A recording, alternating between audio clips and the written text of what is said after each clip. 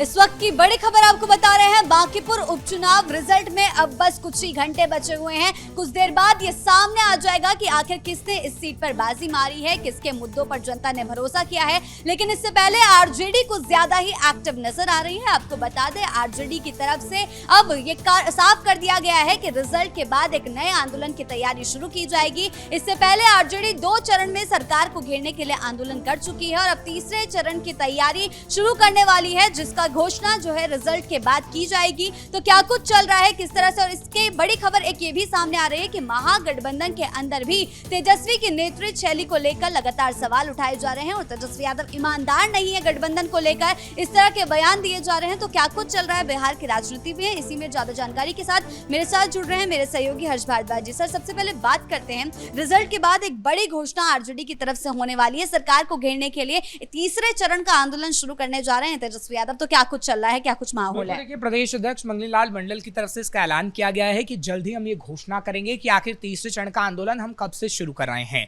क्योंकि इससे पहले हमने देखा था कि पहले चरण और दूसरे चरण का आंदोलन हुआ था जहानाबाद से भी और उससे पटना से भी जो तस्वीरें सामने आई थी।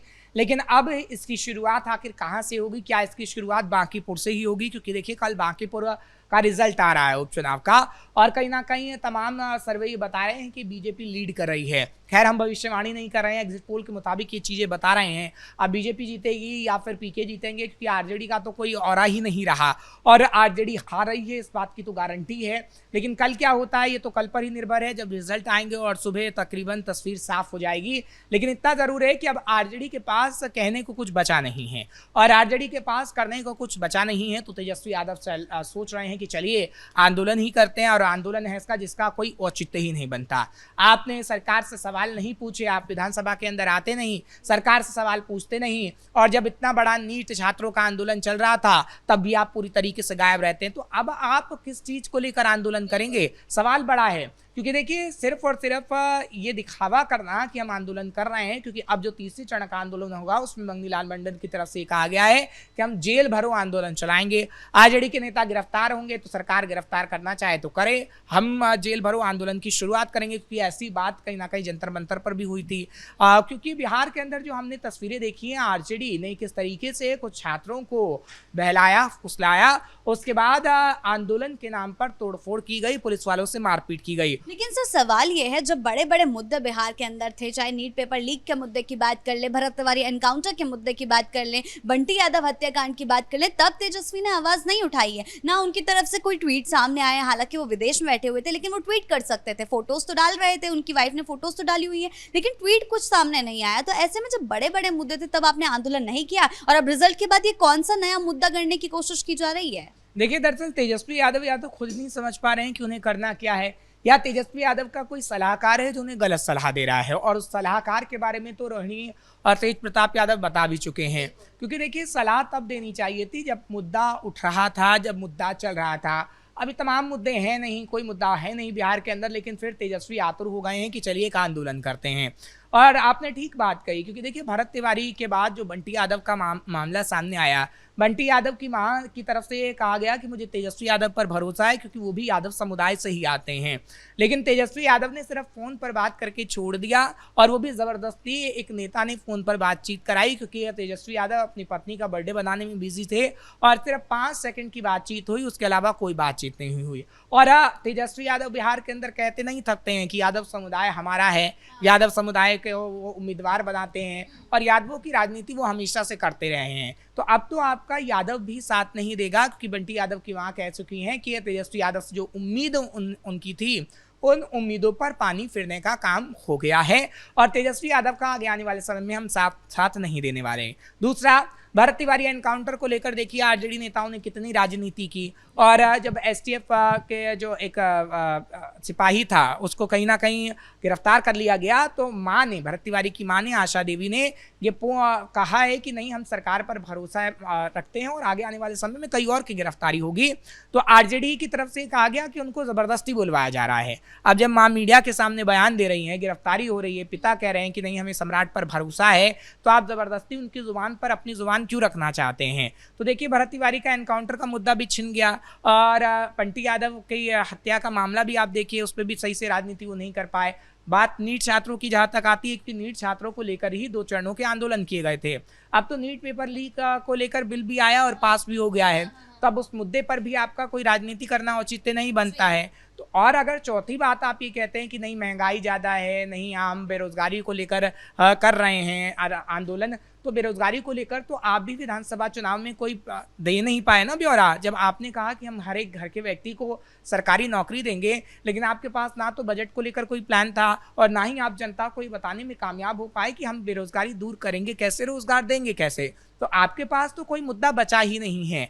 आप सिर्फ दिखावा करना चाहते हैं, अपने आप को जिंदा रखना चाहते हैं कि नहीं आरजेडी एक पार्टी है, नहीं तेजस्वी यादव भी नेता प्रतिपक्ष हैं, क्योंकि बिहार विधानसभा के अंदर ना तो नेता प्रतिपक्ष की भूमिका नजर आई और ना ही सड़कों पर हमें कभी नेता प्रतिपक्ष की भूमिका देखने को मिली है। और अब तो ऐसा जो खबरें सामने आ रही है कि हमने मृत्युंजय तिवारी को देखा कि उन्होंने इस्तीफा दे दिया, और अब ये भी खबर है कि एक और ब्राह्मण नेता शिवानंद तिवारी भी इस्तीफा देंगे, जो कि काफी वरिष्ठ हैं, क्योंकि आरजेडी में ब्राह्मण नेताओं की कोई कद्र नहीं होती और ब्राह्मण नेता अब उनसे दूर होते जा रहे हैं। और तो और अब्दुल बारी सिद्दीकी जो कि मुस्लिम चेहरा है, वो भी जेडीयू में शामिल होंगे, ऐसे कयास लगाए जा रहे हैं। आरजेडी में तो उठापटक का दौर चल ही रहा है, बड़े बड़े आंदोलनों की बात की जा रही है, तैयारी शुरू की जा रही है, लेकिन बात अगर पूरे महागठबंधन की करें तो क्या महागठबंधन के बाकी सहयोगी दल तेजस्वी का साथ देंगे? क्योंकि बड़े बड़े आरोप अब महागठबंधन की मतलब कांग्रेस की तरफ से लगाए जा रहे हैं तेजस्वी यादव पर कि तेजस्वी यादव महागठबंधन के लिए ईमानदार नहीं है और उल्टा बीजेपी को सपोर्ट कर रहे हैं। ये बड़ी खबर सामने आ रही है। इस तरीके के बयान देने का मतलब क्या है?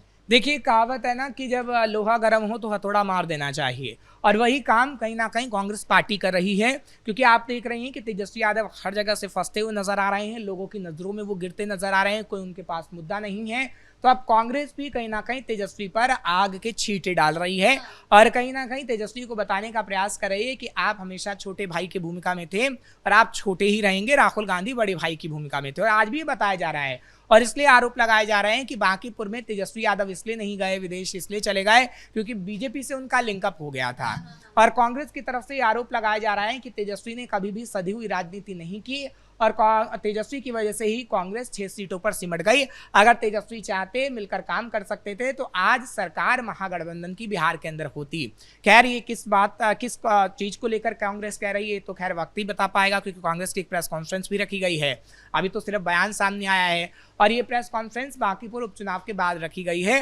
और आप देखिएगा कि बांकीपुर उपचुनाव के बाद भी किस तरीके से कांग्रेस तेजस्वी को आड़े हाथों लेगी, क्योंकि महागठबंधन के लीडर्स ने ही तेजस्वी को नेता प्रतिपक्ष बनाया है। अब चाहे कांग्रेस ने आरजेडी को समर्थन बांकीपुर में दिया हो चाहे ना दिया हो, लेकिन महागठबंधन के नेता तेजस्वी यादव ही हैं और तेजस्वी यादव ही नेता प्रतिपक्ष हैं। गठबंधन के लिए ईमानदार नहीं है तेजस्वी यादव, इस तरीके का भी बयान दिया है असित नाथ तिवारी ने। देखिए वो तो झारखंड राज्यसभा चुनाव में ही पता लग गया था कि गठबंधन को लेकर किस तरीके से तेजस्वी यादव ईमानदार नहीं है। और उस वक्त जो प्रेस कॉन्फ्रेंस कांग्रेस की भी आई थी, आरजेडी की भी आई थी, ये पता लग गया था कि कोई गठबंधन बिहार के अंदर है ही नहीं, ये सिर्फ दिखावा मात्र है। और आगे आने वाले समय में कोई भी चुनाव होगा आप देखिएगा कि कोई भी गठबंधन नहीं होगा, क्योंकि इस वक्त बिहार के अंदर सिर्फ एक ही पार्टी है, वो है एनडीए। और एनडीए पार्टी कहीं ना कहीं लोगों का विकास भी कर रही है और अपने आप को मजबूत भी कर रही है, क्योंकि एनडीए युवाओं को जगह देने की काम कर रही है। लेकिन आरजेडी में देखिए ना, आरजेडी में इतने वरिष्ठ नेताओं को बाहर निकाला जा रहा है, वरिष्ठ नेता नाराज हैं। किसी यूथ को, किसी बड़े चेहरे को आपने देखा आरजेडी ज्वाइन करते हुए नहीं देखा। आरजेडी के 20 से 25 नेता तो मृत्युंजय तिवारी के साथ शामिल हुए हैं और अब शिवानंद तिवारी के साथ भी कई लीडर शामिल होंगे। तो सिर्फ अगर तेजस्वी ये कहते रह जाएंगे कि मैं ही युवा नेतृत्व हूँ, मैं ही युवा नेतृत्व हूँ और आपकी टीम में कोई नहीं होगा, तो आप अकेले काम नहीं कर पाएंगे। क्योंकि देखिए हम सब लोगों ने एक कहावत तो बचपन में सुनी होगी, वो बुक का आपने चैप्टर तो पढ़ा होगा कि अगर एक अकेला लकड़ हो तो उसे कोई भी तोड़ देता है, लेकिन गट्ठर हो तो कोई तोड़ नहीं पाता है। लेकिन तेजस्वी इस बात को नहीं समझ रहे हैं। तेजस्वी यादव अगर अकेले रह जाएंगे तो तेजस्वी यादव को कोई भी तोड़ सकता है। क्या तेजस्वी की इस नॉन सीरियसनेस का कारण लालू प्रसाद यादव हैं? क्योंकि क्या उन्होंने तेजस्वी के कंधों पर ये बड़ी जिम्मेदारी जल्दीबाजी में डाल दी है? तेज प्रताप यादव को तो निकाल दिया गया था, उन्हें कोई जिम्मेदारी नहीं दी गई आरजेडी में, ना ही उनको पार्टी या परिवार में कोई जिम्मेदारी दी गई है। तो क्या तेजस्वी किसी दबाव के चलते इस तरह से नॉन सीरियसनेस हो चुके हैं राजनीति को लेकर? ना तो क्योंकि वो आरजेडी संभाल पा रहे हैं, पार्टी संभाल पा रहे हैं और महागठबंधन भी नहीं संभाल पा रहे हैं। देखिए लालू प्रसाद यादव ने तेजस्वी के लिए कोई फैसला नहीं किया था। लालू प्रसाद यादव पर दबाव तेजस्वी यादव ने ही डाला, क्योंकि ऐसा नहीं है कि लालू प्रसाद यादव के घर से कोई और राजनीति में नहीं है। मीसा भारती भी हैं, रोहिणी आचार्य अपना भविष्य तलाश रही हैं, तेज प्रताप यादव भी राजनीति के गुण कुछ ना कुछ तो जानते ही हैं। लेकिन कहा गया कि तेज प्रताप यादव ने लालू प्रसाद यादव पर दबाव बनाया, निष्क्रिय कर दिया, पार्टी से निकलवा दिया तेज प्रताप यादव को, और रोहिणी आचार्य को धक्के मार मार कर भगा दिया। और तेजस्वी यादव खुद ही पूरी पार्टी पर वर्चस्व रखना चाहते थे। तो लालू प्रसाद यादव का इसमें कोई फैसला नहीं था। हाँ, अभी लालू प्रसाद यादव की तबीयत ठीक नहीं है, लालू प्रसाद यादव अभी तेजस्वी के साथ ही रह रहे हैं। तो इतना ज़रूर कहा जा सकता है कि लालू प्रसाद यादव के जुबान में जो तेजस्वी यादव जुबान डालेंगे वही लालू प्रसाद यादव बोलेंगे। जी सर, बहुत बहुत धन्यवाद आपका इन तमाम जानकारियों के लिए। तो कुल मिलाकर बांकीपुर उपचुनाव रिजल्ट का इंतजार सभी दल कर रहे हैं, लेकिन इस बीच बड़ी खबर ये सामने आ रही है कि रिजल्ट के बाद अब आरजेडी की तरफ से एक बड़े आंदोलन की तैयारी शुरू की जाएगी। घोषणा की जाएगी कि अब तीसरे चरण का आंदोलन कब से शुरू किया जाता है। वहीं दूसरी तरफ महागठबंधन के अंदर भी बड़ी टूट साफ साफ नजर आ रही है। तेजस्वी की नेतृत्व शैली को लेकर लगातार सवाल उठाए जा रहे हैं, जिसके कारण तेजस्वी यादव महागठबंधन को भी नहीं संभाल पा रहे हैं और आरजेडी को भी नहीं संभाल पा रहे हैं, और इसी के चलते वो बैकफुट पर जाते हुए नजर आ रहे हैं। ब्रेकिंग न्यूज में फिलहाल मेरे साथ इतना ही। कैमरा पर्सन राजकुमार के साथ मैं शिवानी रतूड़ी, कैपिटल टीवी बिहार।